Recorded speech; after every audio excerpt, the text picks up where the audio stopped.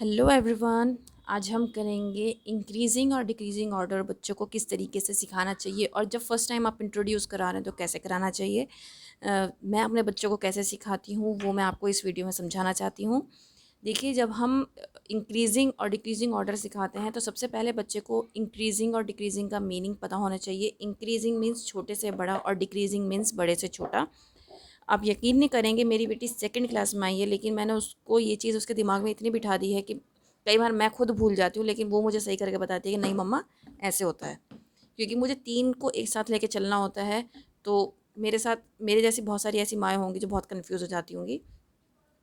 तो मुझसे काफ़ी लोग एग्री कर रहे होंगे इस बात के लिए।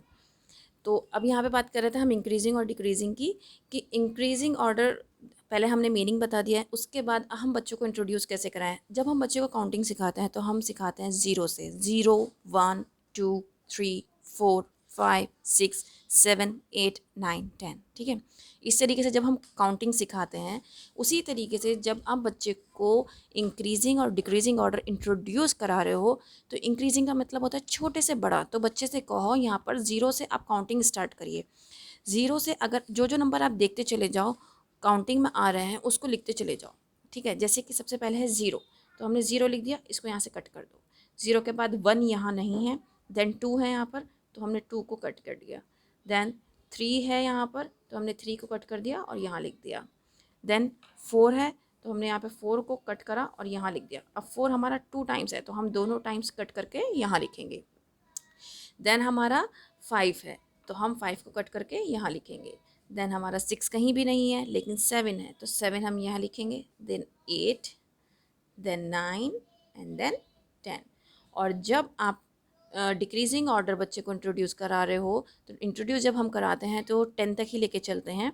तो उससे कहो बैकवर्ड काउंटिंग स्टार्ट करें तो वो 10 9 8 7 6 5 4 3 2 1, ठीक है, इस तरीके से लेके जाएगा। ये हम स्टार्टिंग की बात कर रहे हैं, ठीक है।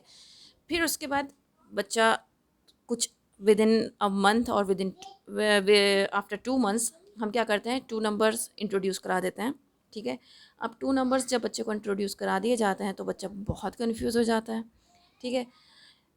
तो अब उसमें क्या करना है, यहाँ पर मैं अपनी बेटी से जो बोलती हूँ मैं वो बताना चाहती हूँ। मैं बच्चे से बताती हूँ कि भाई देखो आप इस प्लेस पर देखो, यहाँ पर कौन सी डिजिट सबसे बड़ी है, काउंट करके देखो। काउंटिंग जब आप कर रहे हो तो सबसे बड़ी कौन सी डिजिट है, तो बच्चा आसानी से बताएगा कि नाइन है सबसे बड़ा, ठीक है। तो मैंने उसको बता रखा है जो नाइन है, अगर आप डिक्रीजिंग ऑर्डर लिख रहे हो तो आपको जो सबसे बड़ी डिजिट यहाँ पे नज़र आ रही है उस डिजिट को सबसे पहले लिखना है, ठीक है। उसके बाद उससे छोटी डिजिट, फिर उससे छोटी डिजिट, फिर उससे छोटी डिजिट, ऐसे करके लिखना है, ठीक है। अब बात आती है अगर सेम डिजिट के दो नंबर आ जाते हैं, जैसे यहाँ पर 92 है और अगर मैं यहाँ पर 90 भी दे दूँ तब क्या होगा, ये सवाल हर एक के मन में होता है। तब कैसे बताएं, ठीक है। आपने देखा कि ये सबसे बड़ा नंबर है लेकिन ये सबसे बड़ा नंबर यहाँ पर भी है, ठीक है। अब आप इन दोनों में कंपेयर करेंगे दूसरे नंबर को लेकर। तो जब हम काउंट करते हैं तो ज़ीरो पहले आता है या टू पहले आता है, तो ज़ीरो पहले आता है तो ये ज़ीरो जो है वो छोटा नंबर हो गया, मतलब 90 ये वाला जो नंबर है ये छोटा नंबर हो गया है और ये वाला जो है ये बड़ा नंबर हो गया है। इस तरह से आप समझा सकते हैं, ठीक है।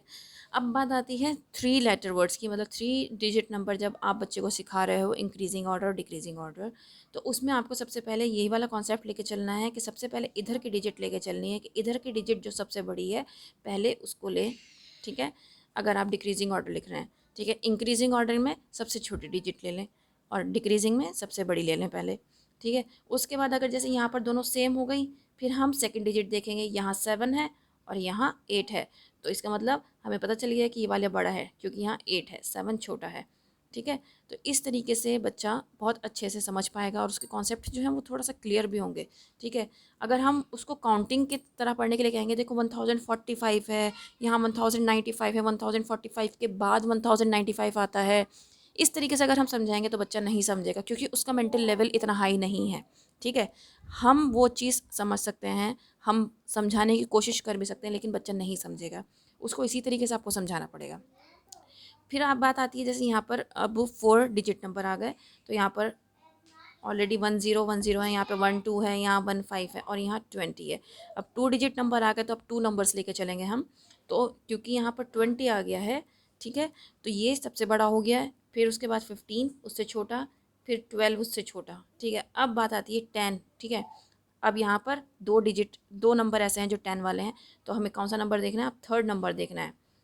तो 12 से छोटा फिर ये वाला होगा 9 वाला, ठीक है, उससे छोटा ये होगा। इस तरीके से बच्चा बहुत ईजिली करेगा। यकीन मानिए अगर बच्चों को आप इस तरीके से समझाएंगी, कभी भी मात नहीं खाएगा ज़िंदगी में, और कभी भी उसके इंक्रीजिंग और डिक्रीजिंग गलत नहीं होंगे, ठीक है। मेरा अपनाया हुआ है ये, मैंने अपने बच्चों को ऐसे ही सिखाया है। आप भी सिखा कर देखिए तो आपको भी हेल्प मिलेगी। अगर हेल्प मिले तो लाइक शेयर ज़रूर करिएगा और चैनल को सब्सक्राइब करना बिल्कुल मत भूलिएगा। That's all, thank you.